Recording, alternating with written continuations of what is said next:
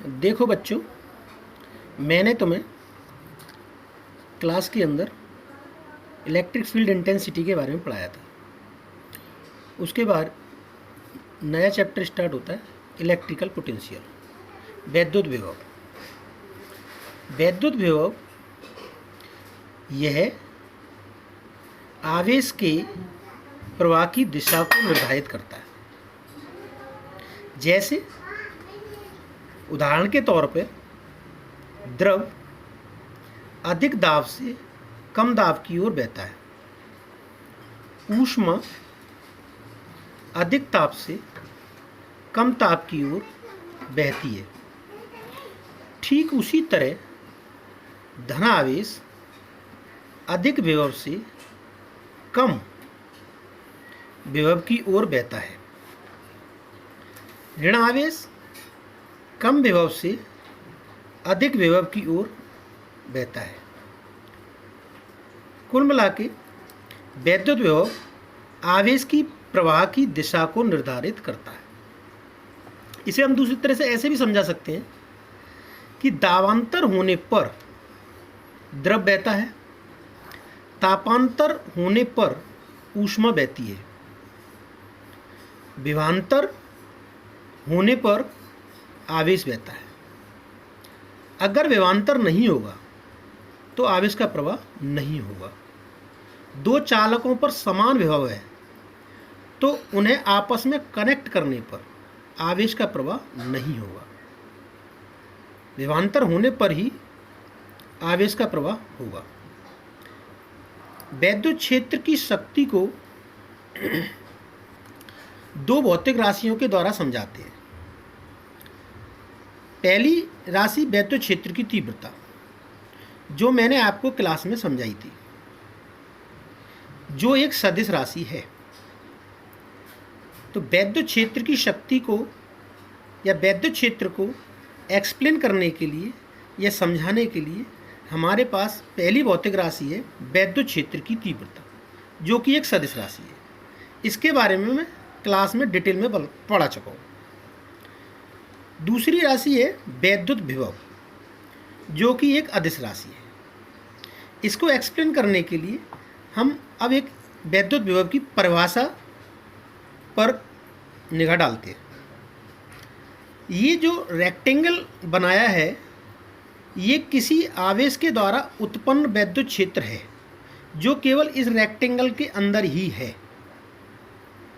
ये मान ले रहे हैं हम, मतलब इसका एक लिमिटेड एरिया है जो यहाँ से यहाँ तक फिक्स है। इसके बाहर कहीं पर भी इसके द्वारा वैद्युत क्षेत्र नहीं है। तो इसके बाहर कहीं पर भी जो जगह है उसको हम अनंत मानते हैं। इस वैद्युत क्षेत्र के बाहर जो भी पॉइंट है उसको हम अनंत मानते हैं। और अनंत से जो भी आवेश हम लाते हैं, समझाने के लिए मैंने क्लास में पढ़ाया था आपको स्मॉल पॉजिटिव टेस्ट चार्ज के बारे में, जिसका अपना कोई अस्तित्व नहीं होता। कहने का मतलब ये है कि वह स्वयं कोई वैद्युत क्षेत्र पैदा नहीं करता है। जब अनंत से वैद्युत क्षेत्र के अंदर हम इस टेस्ट चार्ज को लेकर आएंगे तो हमको कार्य करना पड़ेगा, क्योंकि ये धनावेश है और ये भी धनावेश है। तो प्रतिकर्षण के विरुद्ध हमको कार्य करना पड़ेगा। तब हम ये कह सकते हैं कि अनंत पर से स्मॉल पॉजिटिव टेस्ट चार्ज को वैद्युत क्षेत्र के अंदर किसी भी बिंदु पर लाने में किया गया कार्य और टेस्ट चार्ज Q0 के अनुपात को जिस बिंदु पर लाए हैं उसका वैद्युत विभव कहते हैं। तब यहाँ पर हम देखेंगे कि बिंदु P का जो वैद्युत विभव है, अनंत से बिंदु P तक लाने में किया गया कार्य W और टेस्ट चार्ज Q0। तो हम परिभाषा के तौर पे हम दोबारा से दोहराएं तो टेस्ट चार्ज को अनंत से वैद्युत क्षेत्र के अंदर किसी भी बिंदु तक लाने में किया गया कार्य और टेस्ट चार्ज के अनुपात को उस बिंदु का विभव कहते हैं जिस बिंदु पर हम उसे लेकर आए हैं। अनंत पर वैद्युत विभव हम शून्य मानते हैं तो ये उस बिंदु का विभव है, विभवांतर नहीं है। क्योंकि अनंत पर शून्य है तो केवल वैद्युत क्षेत्र के अंदर जिस बिंदु पर लाए हैं उसी बिंदु का ये वैद्युत विभव है।